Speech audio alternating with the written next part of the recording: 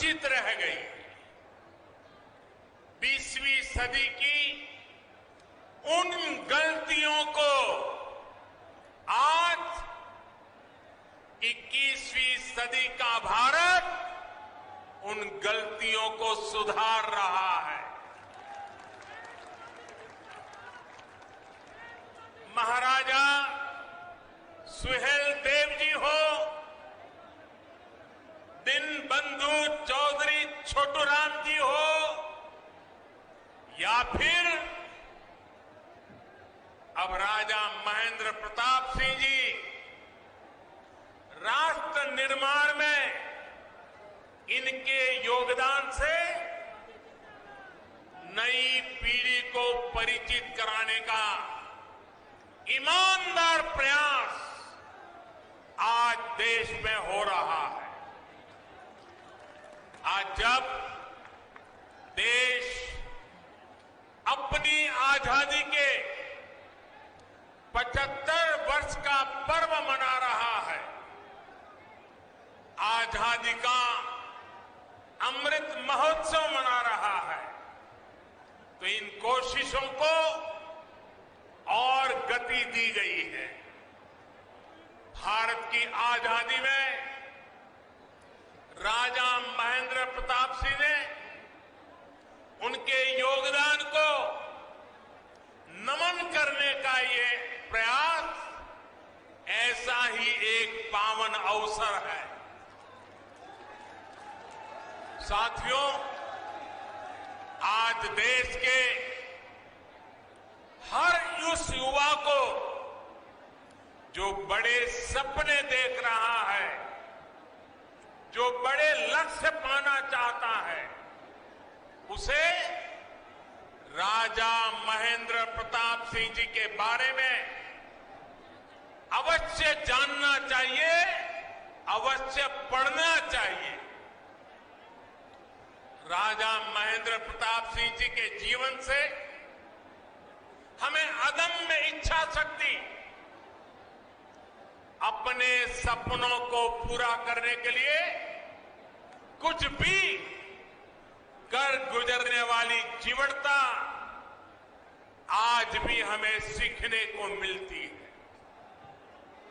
वो भारत की आजादी चाहते थे और अपने जीवन का एक एक पल उन्होंने इसी के लिए समर्पित कर दिया था। उन्होंने सिर्फ भारत में ही रहकर और भारत में ही लोगों को प्रेरित नहीं किया, बल्कि वो भारत की आजादी के लिए दुनिया के कोने कोने में गए। अफगानिस्तान हो, पोलैंड हो, जापान हो, दक्षिण अफ्रीका हो, अपने जीवन पर हर खतरा उठाते हुए वो भारत माता को बेड़ियों से आजाद करने के लिए जुटे रहे, जी जान से जुटे रहे, जीवन भर काम करते रहे। मैं आज के युवाओं से कहूंगा कि जब भी मेरे देश के युवाएं, मेरी इस बात को गौर से सुनिए, मैं देश के युवाओं को कहूंगा कि जब भी उन्हें कोई लक्ष्य कठिन लगे, कुछ मुश्किलें नजर आए, तो मेरा आपसे अनुरोध है वो आप राजा महेंद्र प्रताप सिंह जी को जरूर याद करना, आपका हौसला बुलंद हो जाएगा।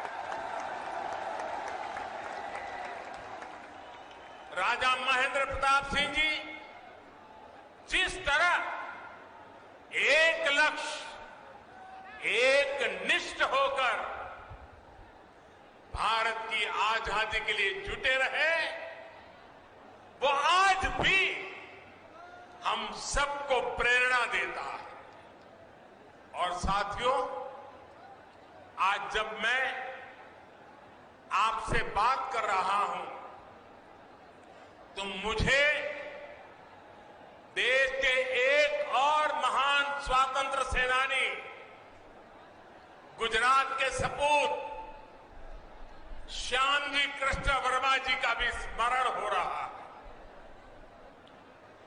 प्रथम विश्व युद्ध के समय राजा महेंद्र प्रताप जी विशेष तौर पर श्यामजी कृष्ण वर्मा जी और लाला हरदयाल जी से मिलने के लिए यूरोप गए थे। उसी बैठक में जो दिशा तय हुई उसका परिणाम हमें अफगानिस्तान में भारत की पहली निर्वासित सरकार के तौर पर देखने को मिला। इस सरकार का नेतृत्व राजा महेंद्र प्रताप सिंह जी ने ही किया था। ये मेरा सौभाग्य था कि जब मैं गुजरात का मुख्यमंत्री था तो मुझे श्यामजी कृष्ण वर्मा जी की अस्थियों को 73 साल के बाद श्यामजी कृष्ण वर्मा जी की अस्थियों को भारत लाने में सफलता मिली थी। और अगर आप कभी कच्छ जाने का मौका मिले तो कच्छ के मांडवी में श्यामजी कृष्ण वर्मा जी का एक बहुत ही प्रेरक स्मारक है, जहां उनके अस्थि कलश रखे गए हैं। वो हमें मां भारती के लिए जीने की प्रेरणा देते हैं। आज देश के प्रधानमंत्री के नाते मुझे फिर से एक बार ये सौभाग्य मिला है कि मैं राजा महेंद्र प्रताप जी जैसे विजनरी और महान स्वातंत्र सेनानी के नाम पर बन रही यूनिवर्सिटी का शिलान्यास कर रहा हूं। मेरे जीवन का एक बड़ा सौभाग्य है। और ऐसे पवित्र अवसर पर आप इतनी बड़ी संख्या में आशीर्वाद देने आए। जनता जनार्दन के दर्शन करना ये भी शक्तिदायक होता है। साथियों, राजा महेंद्र प्रताप सिंह जी सिर्फ भारत की आजादी के लिए ही नहीं लड़े, उन्होंने भारत के भविष्य के निर्माण की नींव में भी सक्रिय योगदान दिया था।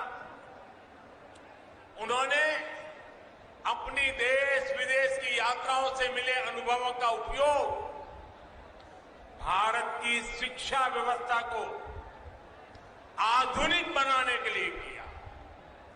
वृंदावन में आधुनिक टेक्निकल कॉलेज उन्होंने अपने संसाधनों से अपनी पैतृक संपत्ति को दान करके बनवाया।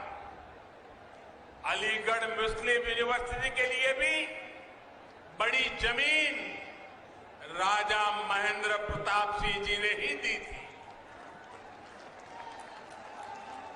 आज आजादी के इस अमृत काल में जब 21वीं सदी का भारत शिक्षा और कौशल के नए दौर की तरफ बढ़ चला है, तब मां भारती के ऐसे अमर सपूत के नाम पर विश्वविद्यालय का निर्माण उन्हें सच्ची कार्यांजलि है। इस विचार को साकार करने के लिए योगी जी और उनकी पूरी टीम को बहुत बहुत बधाई।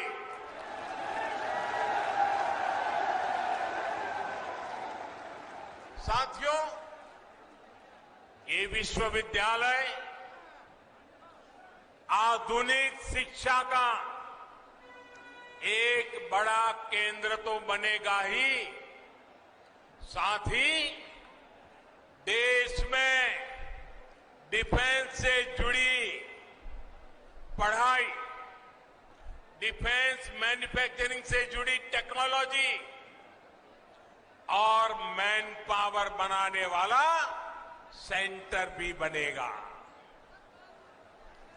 नई राष्ट्रीय शिक्षा नीति में जिस तरह शिक्षा, कौशल और स्थानीय भाषा में पढ़ाई, इस पर बल दिया गया है, उससे इस विश्वविद्यालय में पढ़ने वाले छात्र छात्राओं को बहुत लाभ होगा। अपनी सैन्य ताकत को मजबूत करने के लिए आत्मनिर्भरता की तरफ बढ़ने भारत के प्रयासों को इस विश्वविद्यालय में होने वाली पढ़ाई नई गति देगी। आज देश ही नहीं, दुनिया भी देख रही है कि आधुनिक ग्रेनेड और राइफल से लेकर लड़ाकू विमान, आधुनिक ड्रोन, युद्धपोत, ये सब भारत में ही निर्मित करने का अभियान चल रहा है। भारत दुनिया के एक बड़े डिफेंस इंपोर्टर की छवि से बाहर निकलकर, वरना हमारी छवि यही है, हम डिफेंस के लिए जो भी चाहिए इंपोर्ट करते, बाहर से मंगवाते रहते। आजादी के 75 साल हो गए, हम मंगवाते रहते हैं। इस छवि से बाहर निकलकर दुनिया के एक अहम डिफेंस एक्सपोर्टर की नई पहचान बनाने के संकल्प के साथ आगे बढ़ रहे हैं। भारत की इस बदलती पहचान का एक बहुत बड़ा केंद्र ये हमारा उत्तर प्रदेश बनने वाला है और उत्तर प्रदेश के सांसद के नाते मुझे इस बात का विशेष गर्व है। साथियों, थोड़ी देर पहले डिफेंस कॉरिडोर के अलीगढ़ नोड की प्रगति का मैंने अवलोकन किया। अलीगढ़ में ही डिफेंस मैन्युफैक्चरिंग से जुड़ी 1.5 दर्जन से अधिक कंपनियां सैकड़ों करोड़ रुपए के निवेश से हजारों नए रोजगार यहां बनाने वाली है। अलीगढ़ नोड में छोटे हथियार, आयुध, drone, aerospace, metal components, entry drone system, defence packaging, ऐसे उत्पाद बन सके, इसके लिए नए उद्योग लगाए जा रहे हैं। ये बदलाव अलीगढ़ और आसपास के क्षेत्र को एक नई पहचान देगा। साथियों, अभी तक लोग अपने घर की या अपने दुकान की सुरक्षा के लिए अलीगढ़ के भरोसे रहते थे। पता है ना, क्योंकि अलीगढ़ का ताला अगर लगा होता था तो लोग निश्चिंत हो जाते थे।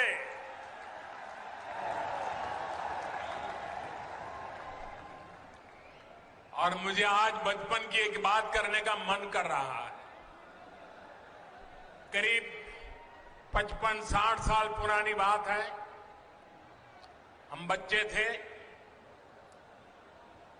तो अलीगढ़ से ये ताले के जो सेल्समैन होते थे एक मुस्लिम मेहरबान थे, वो हर 3 महीने हमारे गांव आते थे। अभी भी मुझे याद है, वो काली जैकेट पहनते थे और सेल्समैन के नाते दुकानों में अपना ताला रख के जाते थे और 3 महीने के बाद आकर के पैसे ले जाते थे। गांव के अगल बगल के गांवों में भी व्यापारियों के पास जाते थे, उनको भी ताले देते थे। और मेरे पिताजी से उनकी बड़ी अच्छी दोस्ती थी और वो आते थे तो 4-6 दिन हमारे गांव में रुकते थे और दिन भर जो पैसे वो वसूल करके ले आते थे तो मेरे पिताजी के पास छोड़ देते थे और मेरे पिताजी उनके पैसों को संभालते थे और 4-6 दिन के बाद जब वो मेरा गांव छोड़ करके जाते थे तो मेरे पिताजी से वो सारे पैसे लेकर के फिर वो अपना ट्रेन से निकल जाते थे। और हमने बचपन में 2 शहरों उत्तर प्रदेश के बड़े परिचित रहे, एक सीतापुर और दूसरा अलीगढ़।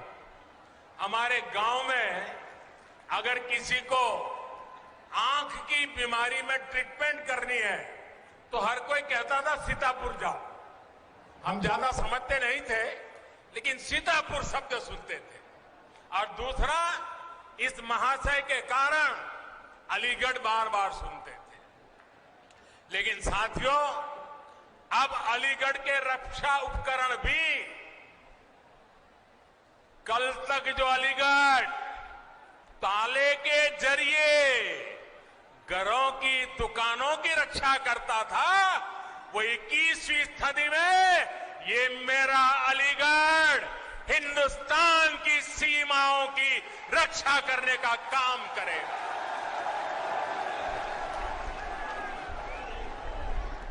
यहां ऐसे आयुध बनेंगे। 1 डिस्ट्रिक्ट 1 प्रोडक्ट योजना के तहत यूपी सरकार ने अलीगढ़ के तालों और हार्डवेयर को एक नई पहचान दिलाने का काम किया है। इससे युवाओं के लिए, एमएसएमई के लिए नए अवसर तैयार हो रहे हैं।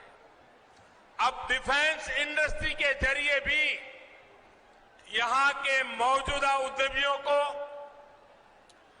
एमएसएमई को विशेष लाभ होगा और नए एमएसएमई के लिए प्रोत्साहन भी प्राप्त होगा।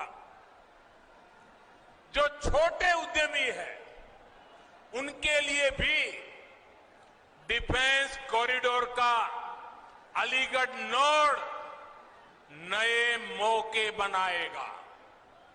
भाइयों और बहनों, डिफेंस कॉरिडोर के लखनऊ नोड में दुनिया की सबसे बेहतरीन मिसाइल में से एक ब्रह्मोस का निर्माण भी प्रस्तावित है। इसके लिए अगले कुछ सालों में 9,000 करोड़ रुपए निवेश किए जा रहे हैं। झांसी नोड में एक और मिसाइल मैन्युफैक्चरिंग से जुड़ी बहुत बड़ी महत्वपूर्ण यूनिट लगने का प्रस्ताव है। यूपी डिफेंस कॉरिडोर ऐसे ही बड़े निवेश और रोजगार के बहुत बड़े अवसरों को लेकर के आ रहा है। साथियों, आज उत्तर प्रदेश देश और दुनिया के हर छोटे बड़े निवेशक के लिए बहुत आकर्षक स्थान बनता जा रहा है। ये तब होता है जब निवेश के लिए जरूरी माहौल बनता है, जरूरी सुविधाएं मिलती है। आज उत्तर प्रदेश डबल इंजन सरकार के डबल लाभ का बहुत बड़ा उदाहरण है। योगी जी और उनकी पूरी टीम ने सबका साथ, सबका विकास, सबका विश्वास के मंत्र पर चलते हुए उत्तर प्रदेश को नई भूमिका के लिए तैयार किया है।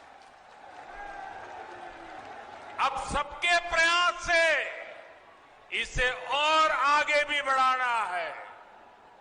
समाज में विकास के अवसरों से जिनको दूर रखा गया, ऐसे हर समाज को शिक्षा और सरकारी नौकरियों में अवसर दिए जा रहे हैं। आज उत्तर प्रदेश की चर्चा बड़े इंफ्रास्ट्रक्चर प्रोजेक्ट और बड़े फैसलों के लिए होती है। पश्चिमी उत्तर प्रदेश तो इसका एक बहुत बड़ा लाभार्थी है। ग्रेटर नोएडा में इंटीग्रेटेड इंडस्ट्रियल टाउनशिप का निर्माण, मल्टी मॉडल लॉजिस्टिक्स हब, जेवर international airport, Delhi Meerut regional rapid transit system, metro connectivity, आधुनिक हाईवे और एक्सप्रेसवे, ऐसे अनेक काम आज पश्चिमी उत्तर प्रदेश में हो रहे हैं। यूपी में चल रहे ये हजारों करोड़ रुपए के प्रोजेक्ट आने वाले वर्षों में भारत की प्रगति का बड़ा आधार बनेंगे।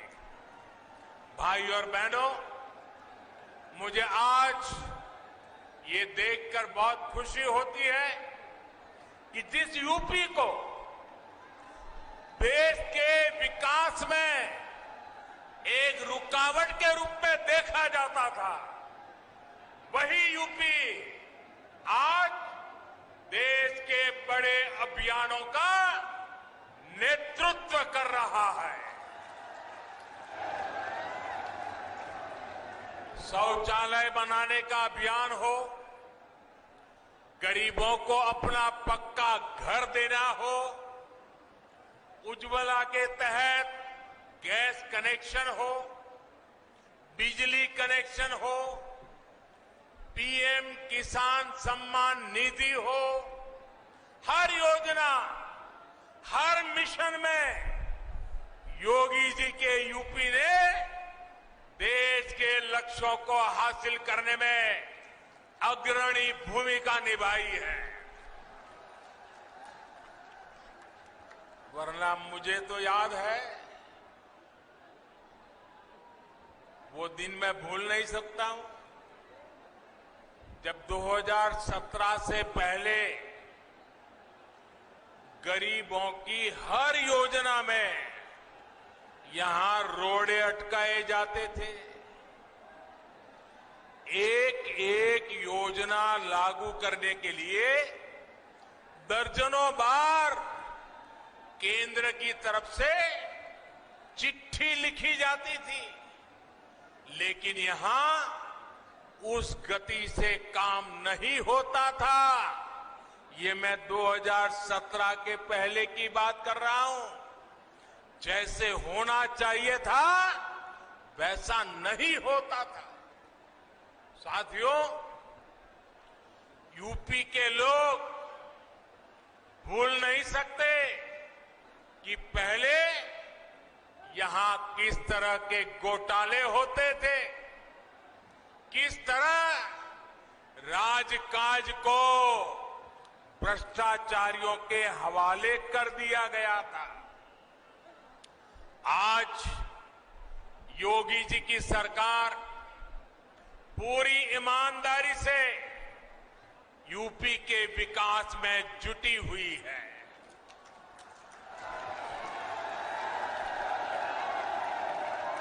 एक दौर था जब यहां शासन प्रशासन गुंडों और माफियाओं की मनमानी से चलता था। लेकिन अब वसूली करने वाले, माफिया राज चलाने वाले सलाखों के पीछे हैं। मैं पश्चिम उत्तर प्रदेश के लोगों को विशेष तौर पर याद दिलाना चाहता हूं, इसी क्षेत्र में 4-5 साल पहले परिवार अपने ही घरों में डर करके जीते थे। बहन बेटियों को घर से निकलने में, स्कूल कॉलेज जाने में डर लगता था। जब तक बेटियां घर वापस न आए, माता पिता की सांसें अटकी रहती थी। जो माहौल था उसमें कितने ही लोगों को अपना पुश्तैनी घर छोड़ना पड़ा, पलायन करना पड़ा। आज यूपी में कोई अपराधी ऐसा करने से पहले 100 बार सोचता है।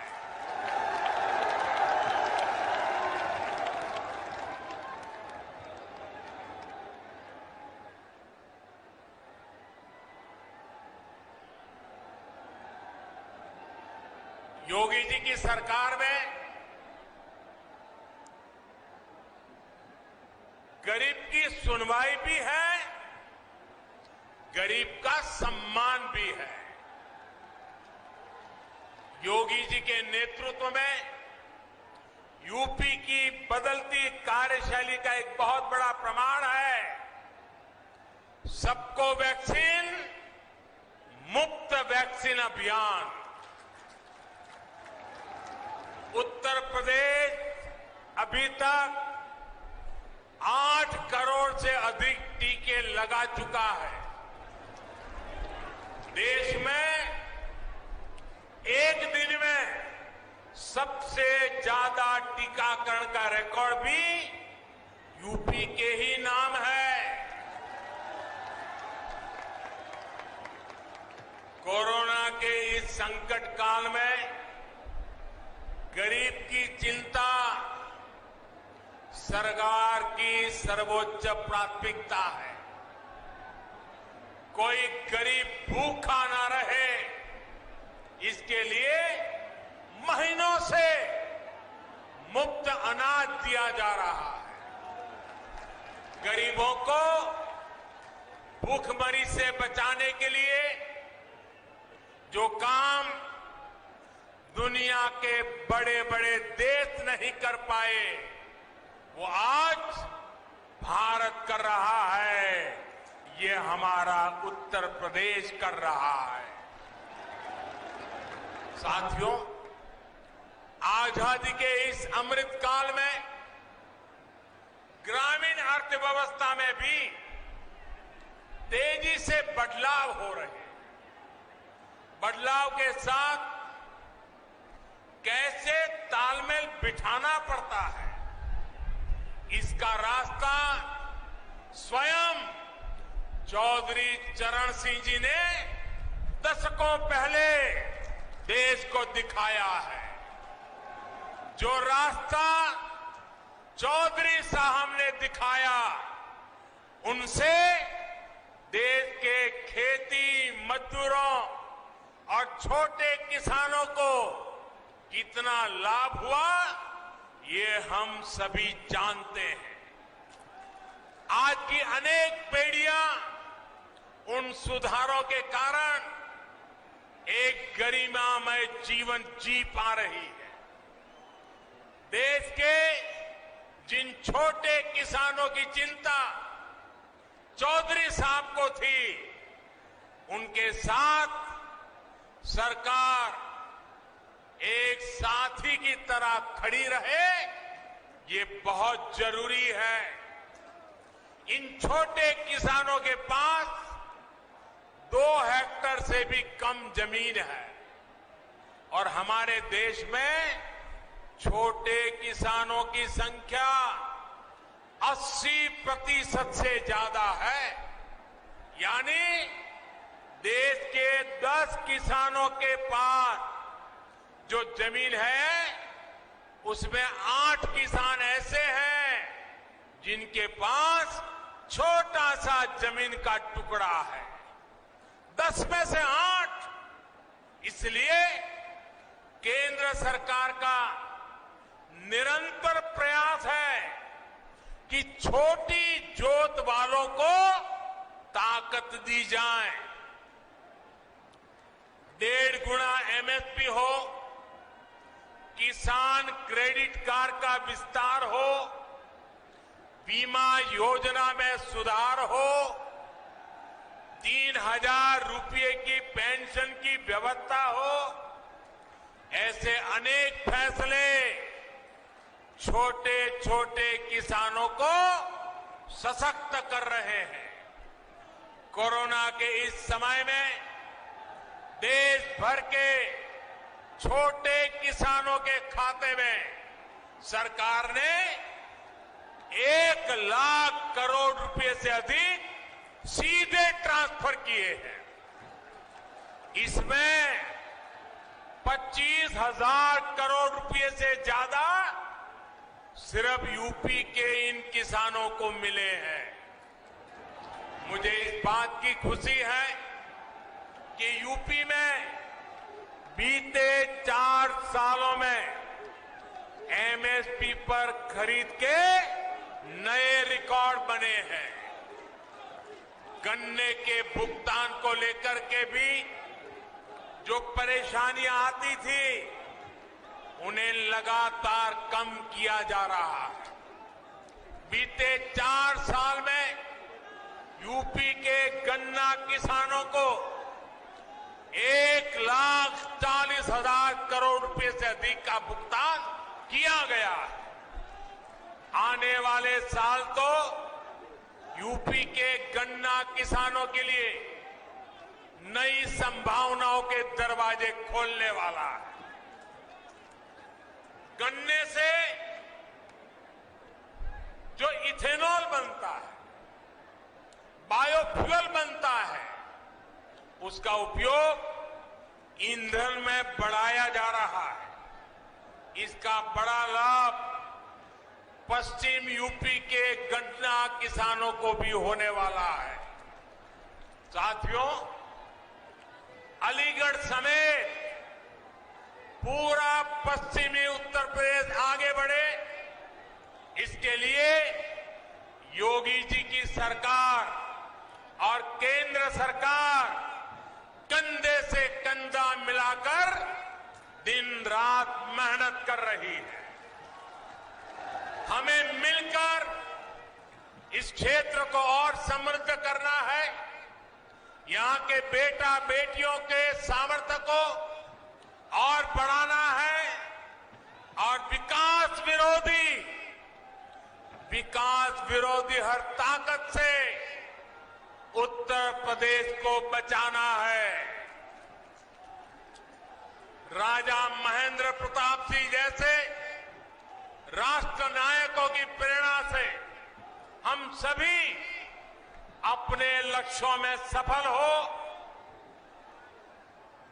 इसी कामना के साथ आप इतनी बड़ी तादाद में आशीर्वाद देने आए। मुझे आप सबके दर्शन का सौभाग्य मिला, इसके लिए आपका धन्यवाद भी करता हूं, बहुत बहुत शुभकामनाएं देता हूं। दोनों हाथ ऊपर करके मेरे साथ बोलना है। मैं कहूंगा, राजा महेंद्र प्रताप सिंह, आप दोनों हाथ ऊपर करके बोलेंगे, अमर रहे, अमर रहे। राजा महेंद्र प्रताप सिंह, राजा महेंद्र प्रताप सिंह, राजा महेंद्र प्रताप सिंह, राजा महेंद्र